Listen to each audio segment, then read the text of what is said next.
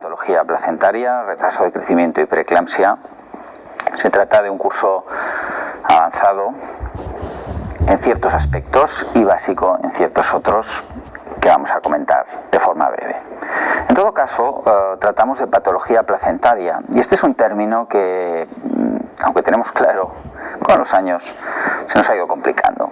Por lo tanto, antes de entrar en la descripción del propio curso, discutiremos unos aspectos básicos que van a servir de base conceptual para lo que vamos a hablar a lo largo del curso. Cuando hablamos de patología placentaria, estamos hablando de implantación. Implantación placentaria que en condiciones normales se produce de forma progresiva. Las arterias espirales, que son arteriolas, por tanto con una capa muscular importante, van a sufrir una invasión progresiva del trofoblasto que va a sustituir su capa muscular por células trofoblásticas y va a convertir estas arteriolas prácticamente en venas, con una gran capacidad para poder satisfacer las necesidades hemodinámicas de la placenta creciendo en el embarazo.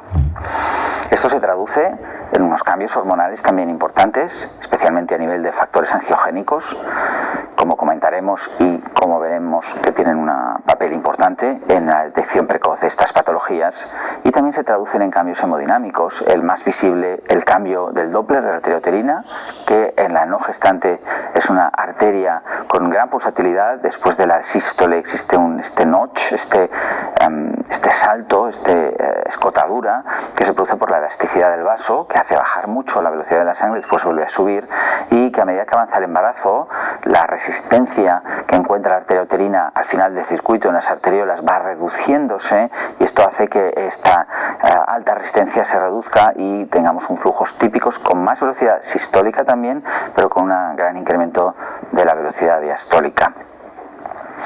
Bien, cuando esto no se produce de forma adecuada, hablamos de enfermedad placentaria, placentación anómala, mala implantación, y todo esto durante años hemos tenido claro que era la base de unas patologías importantes. ¿Cómo se relacionan estas patologías? ¿Cómo se relaciona la patología del feto con la de la madre? Esto es lo que comentaremos a continuación. Lo que voy a explicar ahora, durante muchos años hemos creído que era lo que pasaba, y ahora sabemos qué es lo que pasa, pero sobre todo lo que pasa en la enfermedad precoz, en la preeclampsia precoz, el retraso precoz, los que suceden de forma más grave en el segundo trimestre, a veces principio del tercero. No lo tenemos tan claro para la enfermedad tardía, como comentaremos a continuación.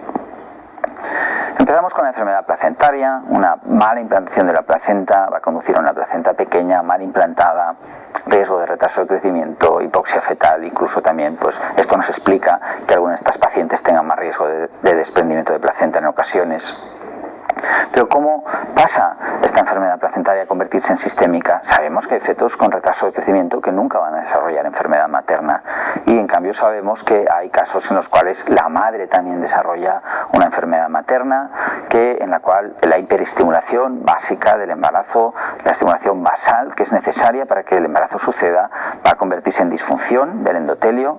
Esta bajada de presión arterial que se produce a base de hiperestimular toda una serie de sistemas descarrila, y al final todos estos enzimas hiperestimulados se vuelven en contra nuestra y empiezan a producir una vasoconstricción, mal funcionamiento endotelial, finalmente daño endotelial, y todo esto es una enfermedad sistémica. Nos da la cara en los estadios más leves por la hipertensión, por la proteinuria, y gracias a la proteinuria sabemos que no es una mera hipertensión, que es una enfermedad sistémica, pero a medida que avance y en los estadios más graves también nos va a dar una alteración sistémica con consumo de plaquetas, destrucción de matías en estos vasos pequeños, con endotelios anómalos que destruyen las células, isquemia hepática, incremento de enzimas, en ocasiones todo junto con lo que llamamos HELP, que es una forma más grave de la preeclampsia, y finalmente vasospasmo cerebral y convulsiones con la eclampsia.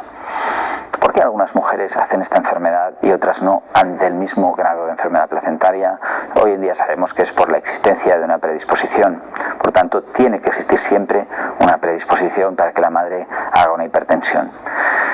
Pero bien, al menos en lo que respecta a la enfermedad precoz, sabemos que existen estas relaciones: una enfermedad placentaria que en ocasiones también se acompaña de enfermedad materna, si solo es placentaria, retraso de crecimiento; si se acompaña de enfermedad placentaria, tenemos un retraso de crecimiento con una preeclampsia. En ocasiones, aunque la enfermedad placentaria no sea tan grave, el grado de retraso es muy bajo, sin embargo, al haber predisposición, pues también la madre va a hacer enfermedad.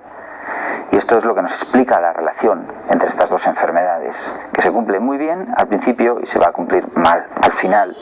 Por tanto, inicialmente tenemos una enfermedad que llamamos preeclampsia. Es poco frecuente al principio, mucho más frecuente al final. Hay muchos más casos de enfermedades tardías de preeclampsia que de enfermedades precoces, aunque la precoz es la grave, obviamente. Y tenemos otra enfermedad que es el retraso de crecimiento intrauterino. Sigue una distribución muy parecida a la preeclampsia. Y en medio, ¿qué pasa? Pues tenemos la combinación. La preeclampsia y el retraso de crecimiento se combinan. Al principio muchísimo, más de la mitad de las preeclampsias tienen retraso de crecimiento, más de la mitad de los retrasos de crecimiento presentan una preeclampsia. Por tanto, aunque individualmente cada uno de ellos tenga un 1% de incidencia muy aproximado, entre el 0,7 y un 1,2 en función de los estudios, como vemos, hay una parte muy importante, más del 50%, que en sus fases precoces, más graves, se presentan asociadas. Pero ¿qué pasa al final? Es claro que existen casos que están asociados, pero la mayor parte de estas dos enfermedades se presentan por separado. Son dos enfermedades que se separan la una de la otra a medida que avanza el embarazo, y en la parte final, en los de inicio tardío, en las que tenemos desde un 4 a un 8%, y aquí sí que puede cambiar mucho. En la preeclampsia cambia mucho en función de las características de la población. Hay poblaciones con un 4, 5 y otras hasta con un 8, y en el retraso de crecimiento en realidad sería un 6, 7, pero depende mucho en función de la detección. Por tanto, el retraso ocurre muy parecido, el retraso tardío, en los fetos pequeños, por debajo del percentil 10, pero sin embargo, la preeclampsia sí que es cierto que ocurre más o menos en función de la población, pero como vemos, una distribución paralela con una parte central que se interconecta, que se sobrepone, pero en la parte final del embarazo la mayoría de casos de preeclampsia son preeclampsias solas y la mayoría de retrasos son retrasos solos. ¿Y esto por qué es así? Vamos a analizar las dos enfermedades de forma muy breve. En la preeclampsia es así porque la preeclampsia es una enfermedad del endotelio vascular, como hemos comentado, es una enfermedad sistémica, y siempre habíamos creído que la preeclampsia era placenta más respuesta materna, y hoy en día sabemos que no es exactamente así. Lo que requiere la preeclampsia es que primero haya un embarazo, que haya un estado de hiperestimulación basal. Sin embarazo no hay preeclampsia. Claro que sin placenta no hay preeclampsia, pero no hace falta que esté enferma. Con que haya embarazo es suficiente. Tiene que existir una predisposición materna a tolerar mal esta hiperestimulación del embarazo. Algunas mujeres no van a ser capaces de modificar todos sus sistemas para acomodarse a las grandes demandas hemodinámicas que hace el embarazo, aumentar mucho el volumen plasmático hasta 7 litros, bajar mucho las resistencias, aumentar mucho la diuresis. Todo esto requiere que los sistemas enzimáticos se hiperestimulen y no siempre van a ser capaces de hacerlo bien. Por tanto, estado de hiperestimulación basal, predisposición materna. Y, en algunos casos, pero no siempre, un insulto adicional que es la placentación anómala. ¿Y cuál es el peso de esta placentación anómala? Pues al principio, en las formas graves, precoces, muy alto, y al final muy bajo. Por tanto, preeclampsias más precoces, más al principio del embarazo, segundo trimestre, graves, siempre hay un grado de placentación anómala importante, pero siempre va a tener que haber predisposición materna, porque si no, vamos a tener un retraso aislado. Si la predisposición materna es muy grande, con poca lesión placentaria, vamos a poder tener preeclampsia, y eso explica que haya formas sin retraso de crecimiento, pero siempre con cierto insulto placentario. Pero a medida que avanza el embarazo, lo que va a pesar de verdad en las preeclampsias tardías es la predisposición. Las preeclampsias de 37-38 semanas casi siempre van con pesos fetales normales, placentas a veces incluso grandes. ¿Qué hay? Una gran predisposición materna. ¿Hay lesión placentaria? En algunos casos sí, en otros no tanto. ¿Puede haber preeclampsia sin enfermedad placentaria? Sí, la puede haber perfectamente, y por tanto hay algunos casos en los que incluso con una placenta grande, un feto grande, una madre desarrolla preeclampsia. Por tanto, lo más importante es la predisposición materna y la placentación anómala, muy importante al principio, no tanto al final. Como siempre, en medicina tenemos que hacer un corte y por eso les llamamos early onset, precoz y tardía, pero como vemos, obviamente no hay un cambio de la noche al día en ningún momento, pero en algún punto en clínica cortamos.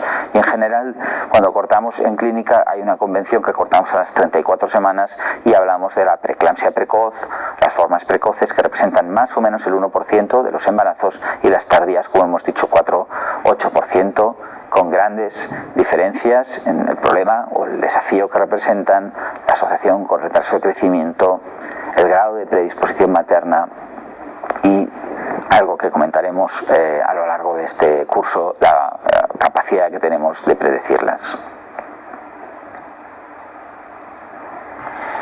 ¿Qué pasa con el retraso de crecimiento? Lo mismo, ¿qué relación tiene con la placenta? Hombre, obviamente tiene una relación con la placenta, pero esta relación no es la misma. Hay una que la entendemos muy bien y otra que no, en función de si el retraso de crecimiento es precoz o tardío. De hecho, además de llamarle precoz y tardío, hay una forma muy clara que nos ayuda, que es la arteria umbilical. Es decir, cuando la arteria umbilical en el Doppler está alterada, en general les llamamos precoces. Lo correcto sería llamarles arteria umbilical anómala, pero se ha popularizado este término. En general son mucho más precoces, son mucho menos. Y después hay otro grado, otro tipo de retraso de crecimiento, fetos pequeños, que les hacemos unas biometrías, peso fetal estimado, no salen pequeños, pero en los cuales el Doppler va a estar normal. Y estos les llamamos late onset, tardíos. Como vemos, en general son tardíos, pero también, como vemos, también hay una superposición de casos. Las cosas son fáciles, entre comillas, para entender este tipo de retraso. Hay una mala implantación placentaria. Las cosas no son tan claras en este retraso tardío, como igual que pasaba con la preeclampsia. Hay diferentes formas de retraso. Hoy en día no lo entendemos muy bien. Sabemos que hay unas que son placentarias seguro y otras que no entendemos muy bien porque ese feto es pequeño. No sabemos si en realidad es que es pequeño porque le toca ser pequeño o es que hay otra anomalía que hoy en día no entendemos, problemas de regulación hormonal del embarazo o cualquier otro problema de interacción entre feto y madre que hoy en día estamos intentando caracterizar pero que todavía no hemos entendido bien. A nivel práctico, una vez más, en clínica tenemos que diferenciar y diferenciamos entre precoz y tardío, prevalencias ya comentadas. En este caso tendemos a utilizar más las 32 semanas al diagnóstico, aunque utilizar las 34 también puede ser correcto. Y esta diapositiva la comentaremos también más adelante. Problemas diferentes, el manejo es el problema en el precoz, el diagnóstico en el tardío, asociación con preeclampsia, obviamente, acorde a lo que hemos comentado antes, enfermedad placentaria que va a producir un gran problema de adaptación cardiovascular que no se va a producir en los retrasos tardíos, pero al mismo tiempo también dos momentos muy diferentes. No es el mismo paciente. Un prematuro no es lo mismo que un feto casi a término, no va a reaccionar igual y aunque la hipoxia es más grande, en el grado severo a veces paradójicamente va a resistir más tiempo el feto pequeño. El impacto también en salud es importante y el impacto en los resultados a largo plazo también, como comentaremos en el tema correspondiente. Desde un punto de vista fisiopatológico es fundamental comprender aspectos de la secuencia de deterioro y con esto vamos a finalizar esta introducción. Dado que el retraso de crecimiento precoz tiene una secuencia que se caracterizó hace ya años y que hemos ido refinando, pero que básicamente es una enfermedad placentaria en la que se produce un incremento de la resistencia de la sangre al pasar por la placenta por parte del feto. El feto empieza a obtener menos recursos, empieza a crecer menos, centraliza su flujo para intentar derivar mayor cantidad de oxígeno y nutrientes hacia cerebro y corazón y entra en una fase que llamamos de hipoxia compensada, que si persiste el insulto finalmente se va a descompensar, el corazón va a empezar a no poder compensar, hay una isquemia progresiva que primero se traduce en un fallo diastólico, una pérdida de la elasticidad, de la compliance durante la diástole y finalmente en las fases finales en las que se deteriora el registro cardiotocográfico y el feto ya puede fallecer. Esta secuencia fisiopatológica se traduce en unos cambios importantes en la resistencia o la onda de flujo de una serie de vasos que son la uterina, umbilical, arteria cerebral media que nos reflejan esta primera fase y unos vasos como el ductus venoso que nos refleja la fase final. Todo esto lo comentaremos en detalle a lo largo del curso y vamos a ver cómo esta monitorización fundamentalmente, no única y exclusivamente, pero fundamentalmente de Doppler nos ayuda a entender en qué punto estamos en el deterioro de la insuficiencia placentaria. En los últimos años ha aparecido el registro cardiotocográfico computerizado y nuevos vasos, fundamentalmente el istmo aórtico, que comentaremos también en su momento. Pero en esencia, como vemos, papel preponderante de los cambios hemodinámicos y disponemos de un arma muy importante que es el Doppler, que nos va a ayudar a entender en qué momento nos encontramos de la secuencia de deterioro. Esta secuencia, durante muchos años hemos creído que era única, pero no nos cuadraba. en los fetos con retrasos tardíos, en los fetos pequeños al final de embarazo. Pensábamos que porque eran fetos normales constitucionalmente, y hoy en día sabemos que no es así. Hemos entendido mejor los cambios que se producen al final de embarazo.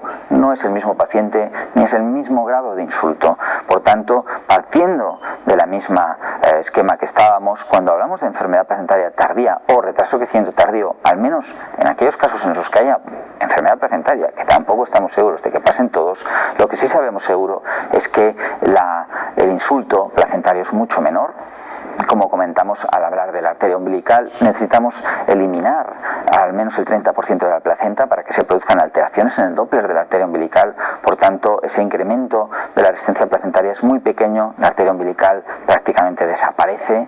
Por otra parte, tenemos un feto mucho más maduro, aunque haya grados muy leves de hipoxia, incluso a veces ni siquiera está hipóxico, pero lo que tiene es muy poca reserva. A la mínima que haya un problema, este feto no tiene esa capacidad de compensar la hipoxia porque es un feto a término y por tanto no tenemos esa compensación cardiovascular porque no existe, la hipoxia simplemente es muy leve y por otra parte la fase esta de hipoxia compensada desaparece y lo que pasamos es rápidamente, en cuanto el feto desarrolla hipoxia, se descompensa porque es un paciente ya maduro y no tiene esa capacidad que tiene el feto prematuro de tolerar la hipoxia durante largo tiempo, algo que un niño no tendría ni un adulto, y por tanto el feto ya se empieza a comportar como el futuro humano que será y se comporta con unas tolerancias cortas. La línea de la lesión, la línea de la muerte del paciente se acerca mucho a los cambios hipóxicos y por tanto es cierto que son enfermedades mucho más leves, pero también si no las detectamos pueden producir efectos adversos con mucha frecuencia, como también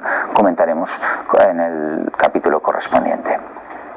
En definitiva, en esta introducción lo que ilustrábamos es que las formas precoces de enfermedad tienen una gran asociación con enfermedad placentaria. Hay diferencias entre preeclampsia y retraso de crecimiento que se basan fundamentalmente en la predisposición materna, pero la enfermedad placentaria, tanto como sabemos hoy, es parecida o muy igual o simplemente igual, y por esto con frecuencia se presentan de forma común. Si hablamos de las formas tardías, estamos hablando ya de una heterogeneidad mucho más importante, etiológica. En la preeclampsia a base de formas placentarias, maternas, y en el retraso de crecimiento formas placentarias y otros casos que todavía hoy no podemos explicar. Por tanto, hay una asociación, pero es más inconsistente con enfermedad placentaria, que además va a ser más leve. Y en general, la mayoría de casos van a ser dos enfermedades que no se relacionan entre sí. O tiene un retraso o tiene una preeclampsia. Son dos pacientes diferentes y realmente no pasa lo mismo que en las formas precoces. Hecha esta introducción, en este curso vamos a intentar clarificar cómo podemos hacer un correcto seguimiento de estas patologías. El objetivo fundamental de este curso es la utilidad clínica y en ese sentido todas las presentaciones están preparadas desde ese punto de vista, cómo podemos aplicar en clínica ese seguimiento correcto y manejo. Y por ello nuestros objetivos son, en primer lugar, consolidar la utilización correcta del Doppler, que como hemos visto es una parte muy importante en el seguimiento de estos casos. No es la única, pero realmente en muchos casos constituye una parte fundamental en el manejo y la toma de decisiones. Por tanto, vamos a dedicar todo un bloque al Doppler. Vamos también a hacer entender, ya hemos empezado y vamos a insistir, la importancia de la enfermedad precoz y tardía, y por esto el segundo bloque se dedica a enfermedad precoz y el tercero a enfermedad tardía. ¿Cómo podemos predecir estos problemas al principio del embarazo y al final del embarazo? Cómo de importante es utilizar protocolos basados en la mejor evidencia disponible. No siempre tenemos evidencia, pero para muchas cosas ya empezamos a tener, y por tanto cómo podemos utilizar y cómo podemos aplicarlo para reducir el gran problema del manejo de estas patologías, que es la variabilidad clínica. Y finalmente, de forma muy breve, tenemos que ser conscientes de que son enfermedades que tienen importantes repercusiones a largo plazo y también trataremos de ello. Estos son los objetivos, una vez más, un curso realizado por profesionales con experiencia de muchos años en el manejo de estas patologías y con experiencia también en la docencia para intentar transmitir ese conocimiento al especialista, no tan súper especializado quizás, pero que necesita disponer de conceptos claros para poder aplicar en clínica. Este es el objetivo fundamental, esperamos que les guste. Muchas gracias.